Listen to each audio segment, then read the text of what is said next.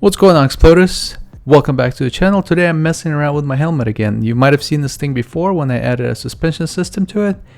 And since then it's gotten a lot of use, but primarily it's been turned into my night helmet to run my night vision, my GoPro session on the side for night footage, and primarily for audio. And as it evolved, it needed more space. So I added a piece of Velcro on top on which I carry my strobe light. And I managed to squeeze some wires on there, one to power the GoPro and the other one to power the BrainExploder night vision recording system. With all these things added, it's gotten a little bulky up there, and for some unknown reason the Velcro piece I'm using, it just will not stay. It's folding up, it's falling off, it just looks bad, and at some point it's just gonna all peel off. I was looking for a way to organize all this, and when browsing Amazon I came across this top mounted arc rail, which I had no idea existed, but it was on Amazon. It's a little expensive, but I picked it up because it was the perfect color and it solved a lot of my problems, and I figured I could make some accessories to organize all my stuff. This arc rail comes as a single piece. It doesn't have much with it. You can mount it via Velcro. It has the hook and loop parts of the Velcro, but since I've had such a bad experience with Velcro already, I'm gonna go ahead and screw it, which is also an option. All you have to do is add 2 holes to your helmet and secure it from the inside. To get the placement right, I want to measure the center of the helmet, so I'm going from the same position on one side to the other and figuring out the center of that. So I'm gonna do one on the front where the front screw goes, and the same thing on the back. Now that I have it figured out and marked the holes, let's take it over to the garage and use a step drill to make the holes. This drill bit is great because you don't need to know the exact size of the opening you need to make. You start with the smallest and then you slowly widen and keep trying as you go until you get the right hole where everything sits properly. One thing to note about this top mount rail, it does seem to have an orientation. You can't mount it forwards or backwards, either way you want.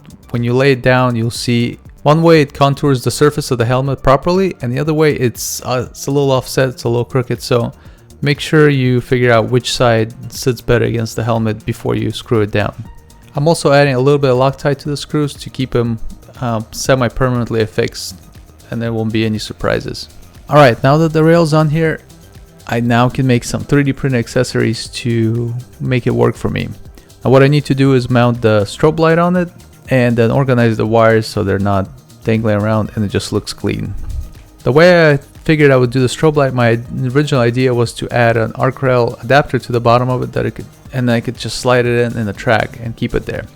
So I took it apart, got all the dimensions, figured out how to recreate that base plate, and then to that I added the locking piece that goes into the arc rail. In the first attempt, it did not come out looking like I wanted. The arc rail does curve. As you go further up the rail, the strobe light remains straight and it just sticks out too far and too high. So I figured I need some kind of flexibility so that I could tilt the strobe light down to follow the contour of the helmet. And this is where I've had the idea of using the GoPro mounting system. Then this little adapter can not only work for my very limited purposes here, it could also work for someone who wants to mount a GoPro onto an arc rail, either top mounted like I have it here, or on the side rails if you choose to run your GoPro on the side. If you want to pick up this adapter, check out BrainExploderCreations.com for this and many others. On my second attempt, I modified the base plate of the strobe light as well as created a new mounting bracket for the arc rail. When these two come together, there's an option for the strobe light to pivot, so when it goes in the rail, it could then sit parallel to the helmet. I also made a little cover that simply slides into the rail and covers up the place where the wire splits into two and keeps it from moving and flopping around. Now that everything's done, let's put it back together. I'm sliding the strobe mount from behind. I have to keep lifting the tab to get it to the proper hole.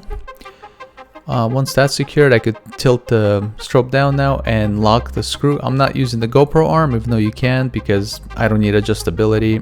So this keeps it cleaner, less snagging, and just looks better. Then I could simply drop the wires into the track and then slide the little tunnel cover over them to keep them in place. Now that it's looking good, let's reassemble the rest of the helmet and make sure everything works as intended. I'm very happy with the way it turned out. Everything is nice and clean. It's not moving anywhere. There's nothing that's gonna fall off. Things are permanently attached. And there's also adjustability. If I ever need to revise this, I could move stuff off the rails, add new accessories, create new accessories, and everything works well together. So look forward to using this helmet. Well, hopefully you enjoyed this little DIY video. Maybe it inspired you to modify your helmet. Maybe you want to add an arc rail to the top of your helmet now. Thanks for watching, guys. Be sure to subscribe, and I'll see you on the next one.